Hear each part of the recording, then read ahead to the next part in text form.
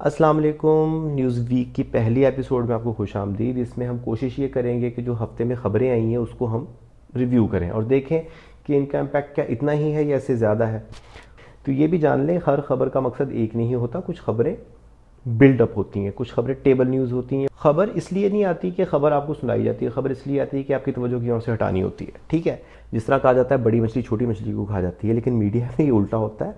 छोटी खबर कभी कभी बहुत बड़ी खबर को खा जाती है। तो हमने देखना है इसके इम्पैक्ट क्या क्या है। तो हम शुरू करते हैं बिला किसी ताखीर के आज का न्यूज़ वीक।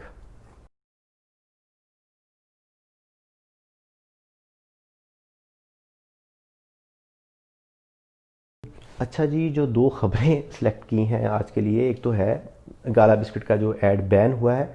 बाज़ार ये बड़ी छोटी सी चीज़ है, इसके बारे में बात करना कुछ लोग बेहतर नहीं समझ रहे, कुछ लोग समझ रहे हैं बहुत बड़ी चीज़ है, इसके बारे में बात होनी चाहिए। तो ये एक तीर से कई शिकार हो गए हैं। असल में हमारे देश का जो अदीब था उस पर तो पहले फांसी का इल्ज़ाम था, तो उसके बाद हमारे देश के बिस्किट पे भी फांसी का इल्ज़ाम लग गया। ठीक है, अली साहब ने जो वहाँ पे ट्वीट किया उसके बाद वो बात बढ़ी है, फिर उसमें निसार साहब ने जल्दी में तेल डाला है, फिर उसके बाद फवाद चौधरी साहब ने आके बजाय कुछ और कहने की ये कह दिया कि आप फांसी तलाश क्यों करते हैं। तो फेस कवर के तौर पे पैमरा ने बाद में इस ऐड को बैन करते हुए लिख दिया कि जो ऐड जो है इरेलीवेंट है। तो पैमरा से मेरी गुजारिश है, 7 साल पहले जो गाला बिस्किट का ऐड बना था जिसमें नूर थी, क्या वो रेलिवेंट था? सेम कॉन्सेप्ट को दोबारा छापा है उन्होंने, इस वजह से बैन कर देते तो यार बड़ी मेहरबानी थी आपकी। पूरे का पूरा छाप दिया। फिर एड्स की पैरोडीज होती हैं। कोक का ऐड जो है उसके तो चाय के कप नज़र आ रहे हैं, चलो रेलिवेंट नहीं थे, लेकिन इन दी एंड बताया कि जी चाय के एंटी कंपेन उन्होंने लॉन्च किया कि चाय के बजाय कोक पिए आप।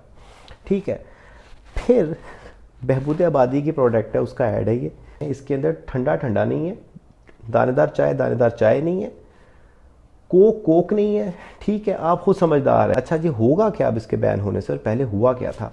जब महविश को तमगा इम्तियाज़ दिया गया तब मुझे भी समझ नहीं आई थी यार क्यों दे दिया। ठीक है, फिर किसी अक्लमंद इंसान ने मुझे समझाया कि भाई सॉफ्ट पावर नामी दुनिया में कोई चीज़ एग्जिस्ट करती है, और इसका जो इस थ्योरी को पेश करने वाला जो बंदा है जोसेफ नाय, उनका कहना ये कि जी अगर कोई मुल्क जो है ना वो उसकी सकाफत जो है वो दूसरे मुल्कों को अट्रैक्ट करती है, दूसरे लोगों को अट्रैक्ट करती है, तो दूसरे मुल्क ज़्यादा खुशी से उसकी बात को भी सुनेंगे और उससे हमदर्दी भी जताएंगे। ठीक है, तो ये इतनी बड़ी पावर है। इनका ये भी मानना है कि जो दीवार बर्लिन है वो हार्ड पावर ने क्रिएट की थी और सॉफ्ट पावर ने उस दीवार को गिराया। ठीक है, तो ये वो पावर है जिसके ऊपर इंडिया बहुत एक दौर में ऑब्वियसली उसका बनता भी था। आज से 10 साल पहले शशि थरूर जो है वो टेडेक्स पे बात कर रहे थे, और ये उनके फेलो भी हैं जोसेफ नए जो हैं, उनकी इस थ्योरी को उन्होंने टेडेक्स में प्रेजेंट भी किया और उसको बहुत अच्छे तरीके से इंडिया की सॉफ्ट पावर जो इमेज है उसके साथ उसको कनेक्ट भी किया था तब। in this part of the 21st century. And so I wonder, could what the future beckons for India be all about be a combination of these things allied to something else? The power of example, the attraction of India's culture. What, in other words, people like to call soft power.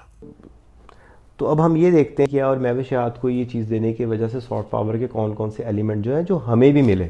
Because I think whenever I look, particularly when it comes to the issue of Kashmir, the rhetoric can be so inflamed. Do you feel that they will be able to come to a point of dialogue, and I'm more talking because I know you're very involved in politics as well, for the political authorities to be able to speak to one another over the issue of Kashmir right now? I hope they do. I hope they do, because honestly, I really feel my stance on this whole Kashmir issue is that Kashmiri people should be able to decide their fate.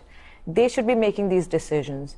And yes, the concerned parties and people and political leaders should come together on one platform, on one page, and really come at a point where it is good for the Kashmiri people. It should be in the benefit of what they want.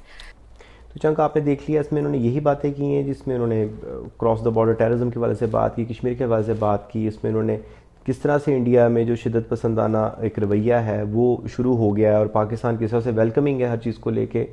तो ये पूरी बातें उन्होंने कही और ये बातें ज़्यादा अच्छे तरीके से केस प्रेजेंट भी हुआ है सॉफ्ट इमेज के तहत। ठीक है, कोई भी सियासी बंदा जाके बात करेगा, कोई भी और किसी फील्ड का बंदा, कोई मजहबी इंसान जाके बात करेगा तो उसका वो इम्पैक्ट उसकी फील्ड में ज़रूर पड़ेगा। तो लेकिन कल्चर डाइवर्सिटी की फील्ड में इन्हीं लोगों का इम्पैक्ट पड़ता है। अगर आपने इनका एक और इंटरव्यू है जो उन्होंने BBC एशिया को दिया था, उसका ये सजेशन में ऊपर लिंक आ रहा होगा, वो जाके वहाँ से देख सकते हैं। उसमें भी उन्होंने बड़ी कमाल बातें की थी। अच्छा, दूसरा ये खबर इस वक्त आती है जब इनकी फिल्म जो है वो ऑस्कर में नॉमिनेट हो रही है। अब शर्मीन उबैद चौनाई की फिल्म है, तो जब भी शर्मीन जा रही होती है पाकिस्तान से कोई चीज़ लेके ऑस्कर में, तो कोई ना कोई कंट्रोवर्सी उनके साथ जा रही होती है। तो इस दफ़ा ये चली गई है कि जी इनकी ही लीडिंग जो लेडी हैं इस फिल्म के अंदर, महविश हयात, उनका एक इश्तिहार जो है पाकिस्तान में बैन हो गया है। तो अब ये बात जो है ये ऑस्कर के प्लेटफॉर्म तक पहुंच चुकी है। ठीक है, वही चैनल्स जो अभी महविश का इंटरव्यू ले रहे थे तमगा इम्तियाज़ के बाद, सॉफ्ट पावर के तरफ पाकिस्तान जो शिफ्ट हो रहा था, अब वही चैनल्स इंटरव्यू लेंगे इस बैन के ऊपर कि जी अब ये बैन क्यों हो गया आपका ऐड। तो हमारी जो थोड़ी सी इमेज सॉफ्ट हो रही थी उसको हमने दोबारा हार्ड कर लिया है। तो ये हार्डशिप हमारी चलती रहेगी इमेज के हवाले से। खैर जी, अभी हम आगे बढ़ते हैं। अब हम देखते हैं कि जी गद्दारी केस जो हमारा दर्ज हो गया FIR, तो हमने ये भी देखना है कि जी कितनी आसानी से एक आम से शहरी ने उठ के एक्स प्राइम मिनिस्टर के ऊपर गद्दारी का मुकदमा दर्ज करवा दिया। तो हमें इस चीज़ से ये होप तो नहीं मिली कि जनाब अब बहुत अच्छा हो गया मुल्क में, अब कोई भी ज़ालिम चाहे जितने मर्ज़ी बड़े उहदे पे हो, जितनी मर्ज़ी उसकी असेस और अप्रोच हो, हम उसके ख़िलाफ़ आवाज़ उठा सकते हैं। अगर उसने हमारे साथ कोई जुल्म किया है तो हम उसके ख़िलाफ़ FIR दर्ज करवा सकते हैं। ऐसी किसी एक शख्स की भी राय इस चीज़ से कायम नहीं हुई। यही जो इस खबर की सेहत को सही तरीके से एड्रेस करने वाली बात है कि ऑब्वियसली ये काम जो है इतना इजी है ही नहीं कि आप एक्स प्राइम मिनिस्टर के खिलाफ जाके जो है एप्लीकेशन दे दो, आप ये FIR दे दो, ये हो नहीं सकता। अच्छा, अब इससे FIR का और कोई इम्पैक्ट होना हो, दो तो हो सकते हैं। एक तो जी जो बड़ी कोशिश की जा रही थी बड़े अरसे से उनको वापस आने की, उसके लिए जो जो हुआ पिछले दिनों, किस तरह से उनको समन गया, किस तरह से वापस आया, किस तरह से उस पर सिग्नेचर हुए नहीं हुए, किसके हुए क्या हुए, उस सब आपको पता लग चुका होगा। तो अब हम बता रहे हैं आपको कि जनाब ये थोड़ा सा एक पेशरफ्त हो सकती है इस हवाले से गद्दारी के मुकदमे में उनको डाला जाए और उनको फिर वापस लाया जाए इस बहाने से कि जी तो हमारे मुल्क और कौम का गद्दार है, इसको तो हमारे हवाले करो। दूसरा जो से फ़ायदा होने वाला है वो है इंटरनेट की दुनिया पे। ठीक है, अब हम जब गद्दारी केस लिखते हैं ना इंटरनेट पे भी, तो हमें जो नाम नज़र आता है वो आता है मुशर्रफ साहब का। ठीक है, इनका गद्दारी केस ही पॉपुलर है और इसके ऊपर ही सबसे ज़्यादा आपको आर्टिकल्स और चीज़ें नज़र आती हैं इंटरनेट पर। तो अगर ये FIR परस्यू हो जाती है और इसमें मज़ीद काम होता है इस केस पे, तो आने वाले दिनों में जो गूगल की हिस्ट्री है वो रीराइट हो जाएगी। और ये इमेज तो अच्छा नहीं लगता ना फ़ौजी के साथ कि उसको गद्दारी का केस और आगे एक फ़ौजी का नाम हो। उससे बेहतर ये नहीं है किसी जमहूरी किसी बंदे का नाम हो उसके आगे। ये शायद ज़्यादा अच्छी इमेज बिल्डिंग हो जाएगी गूगल के ऊपर भी हमारी, जो इंटरनेशनली लोग देख सकें। I'm not very Google friendly and we're trying to change that. जी फ्यूचर जो है उसमें हिस्ट्री जो है वो मानी जाएगी जो आपके इंटरनेट के एक्सप्लोरर की होगी, और जो इमेज मानी जाएगी वही होगी जो आपके गूगल पे होगी। सो बहुत बहुत शुक्रिया आप सबका, आपने यहाँ तक साथ दिया, आप यहाँ तक रहे।